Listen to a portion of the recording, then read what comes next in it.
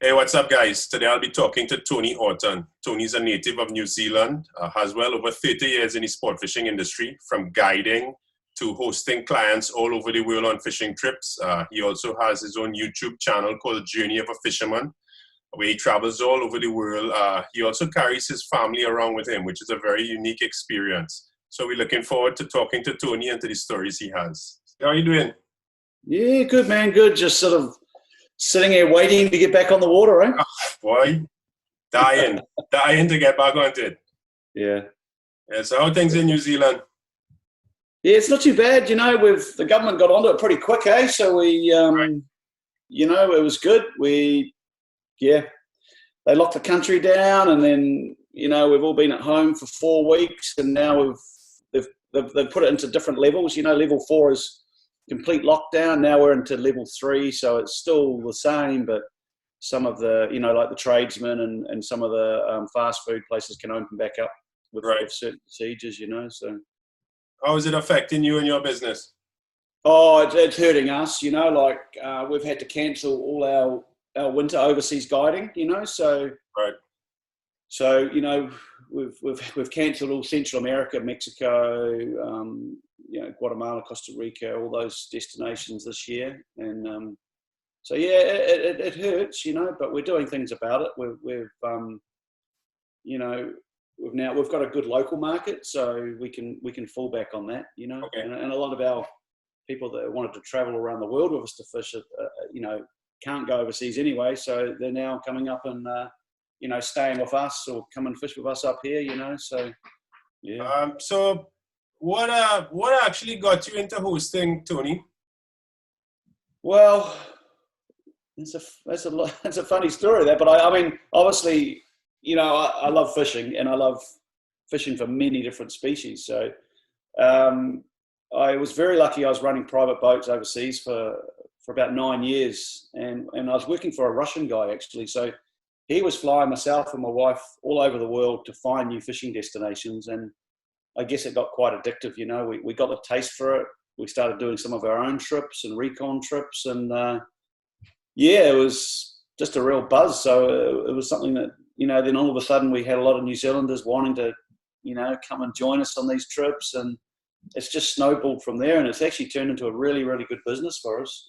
Obviously not this year, but we're taking away, anything up to 90, 95 people away each year in our off season.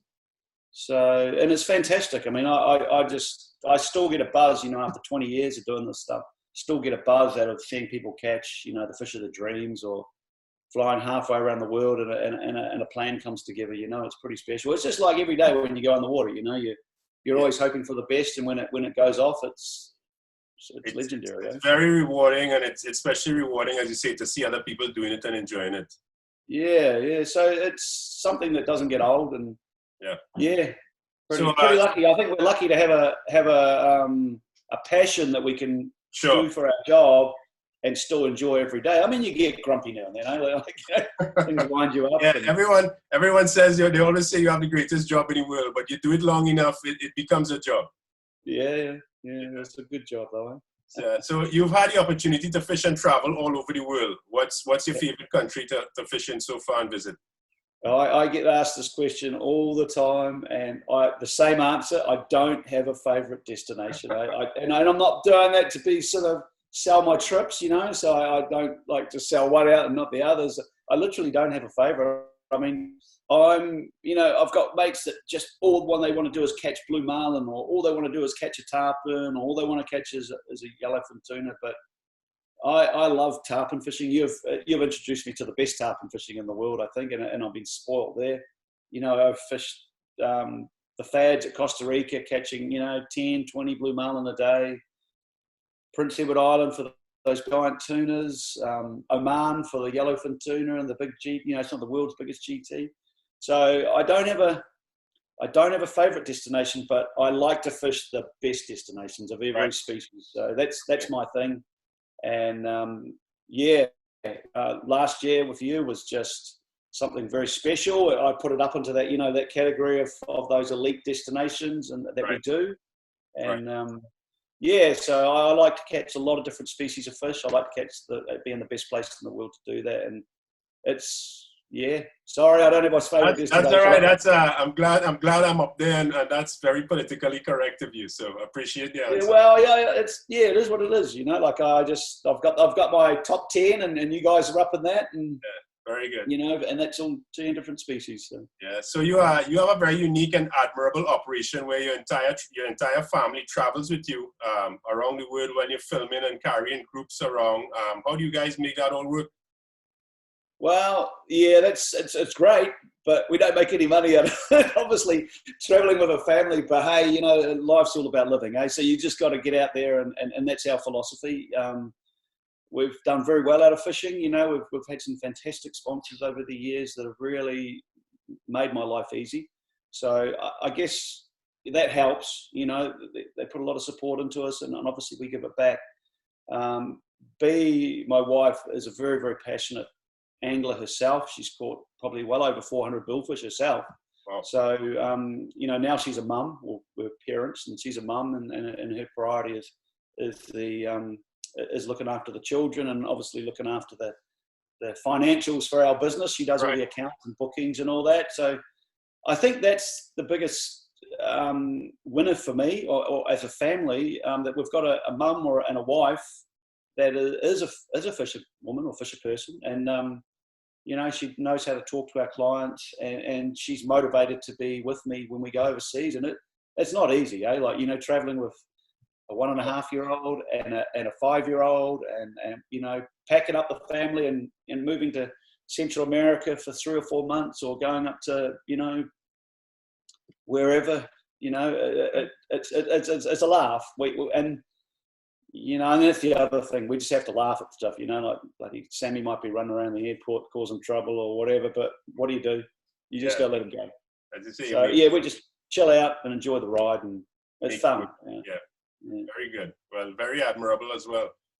Yeah. So on all the travels, you must have some pretty unique experiences, a lot of funny stories. You have anyone in particular you'd like to share with us? Probably some of the funny stories I wouldn't talk online, either. Might be a bit dodgy. Something PG rated.